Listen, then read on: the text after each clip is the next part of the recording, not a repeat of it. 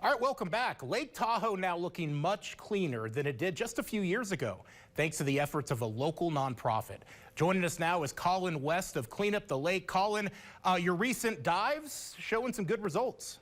They absolutely are. We're very excited at what we've found. When we did the 72-mile scuba cleanup of Lake Tahoe's entire perimeter, we actually went around and we pulled out over 25,000 pounds of submerged litter from under the surface of Lake Tahoe. And throughout that, we also pinpointed and GPS located the worst areas, or hot spots, if you will. And so we actually waited 2 summers before we went back and revisited these hotspots to see how visitation, recreation on the lake had changed. And ultimately, what we found was in these hotspots during the 72-mile cleanup, we cleaned out over just about 3,000 pounds of litter. Whereas when we came back, we only had about 800 pounds that we pulled out from these zones. So literally removing almost 70% of the litter on that first pass and showing that, the efforts of submerged litter cleanup in alpine lakes is functional and long lasting.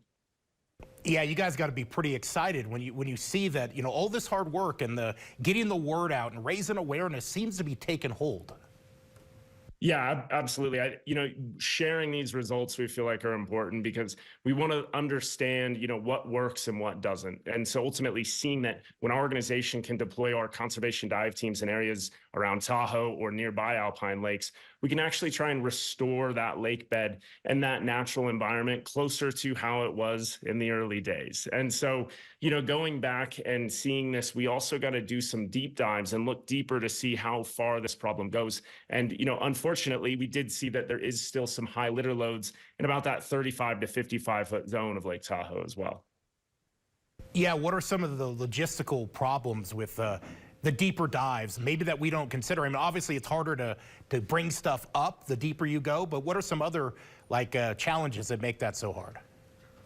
It's a good question. Not one I get often, but one I get passionate about explaining. So it is kind of fun, right? And I enjoy the challenges that we approach in this, getting 72 miles around a lake in less than a year, or doing these deep dives. And the challenges that we're met with there are kind of twofold. We spent 81 days on Lake Tahoe, 72-mile scuba cleanup. That's a long time. I'm not sure I could convince my entire staff and volunteer base to do it all over again, right? So the speed at which we can clean these zones are important. And also, once you go to deeper depths, at an alpine lake at altitude, you have higher risk and issues of decompression sickness or the bends because nitrogen loads on into your tissues faster when you're at depth. However, what we found is we're going to be deploying diver propulsion vehicles on a future project, as well as using nitrox. And nitrox has a higher oxygen level, so it decreases the amount that nitrogen can get into your tissues. So, we're able to stay down longer at depth.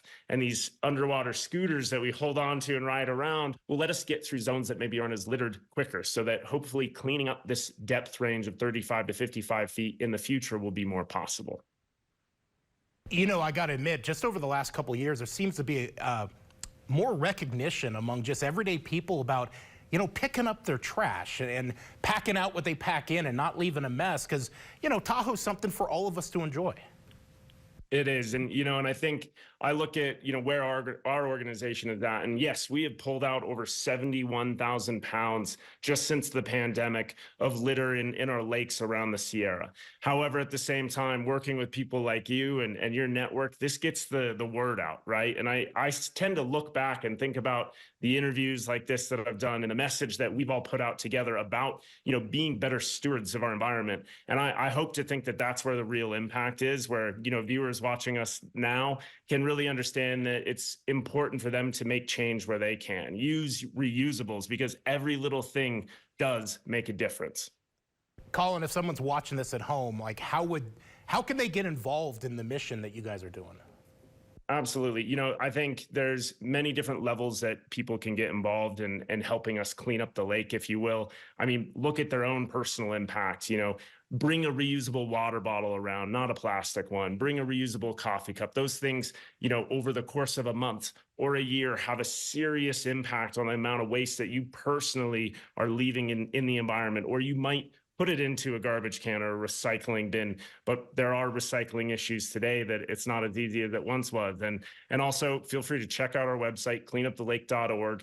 And we do have volunteer opportunities. And most of all, we are a charity, we are a nonprofit, and we do need individuals and businesses to support. I, want to spend less time hustling for donations as a charity and more time dedicating myself to also working with our charity to clean up the environment. So please donate if you can. All right, great, Colin. Thanks for doing all the great work you're doing, and thanks for joining us today. Absolutely. Thank you so much for having me, and look forward to talking to you again soon. We'll be right back.